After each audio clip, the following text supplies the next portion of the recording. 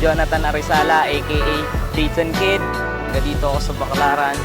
Minsan dito nagmula yung mga pangarap ko. Balang araw, maabot ko yung lahat ng kagustuhan ko sa pagpagito ng pagrarap. Hindi ko akalain na ganito pala yung pakiramdam. Sinabi nila kasing batang kali ka, matapon na yung buhay mo, ganito ganyan ka, namamalimos, ginagamit kang bata para bumbenta ka ng droga. Pero ganun pa man, ako yung isa ako sa ehemplo na gano'n, na nagbabago ngayon.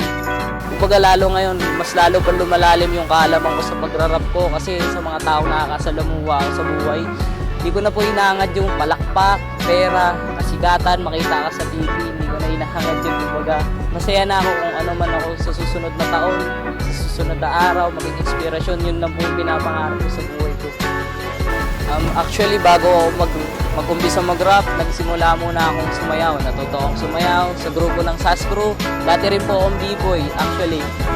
Pero tapos noon, may taong nakahikayat sa akin na pwede pala akong mag-rap. Sabi niya gano'n. Ngayon, nag-compose ako noon 2010. Kasabay ko si Kuya, nag-record ako kay Kuya Lucky. At nakasama ko yung mga kaibigan ko na taga sa amin, taga-electrical na sila Tomsta, sila John. Yan, mga kasabay ko, mga kampare, kaibigan ko. Hanggang sa lumawak na po yung mga kaibigan namin, yung mga connections namin dahil sa pagrarap. May papayo ko lang is kung magrarap kayo or gagamit kayo ng isang element ng hip-hop, gawin yun para sa positibong paraan. Kumbaga paano kayo makakahikayat ng negatibong tao, yung mga gaya ngayon sa paligid natin, yung mga kabataan. Paano natin sila mahihikayat na gawin tong ganito ginagawa natin, kumbaga yung tradisyon natin na iniingatan, di ba?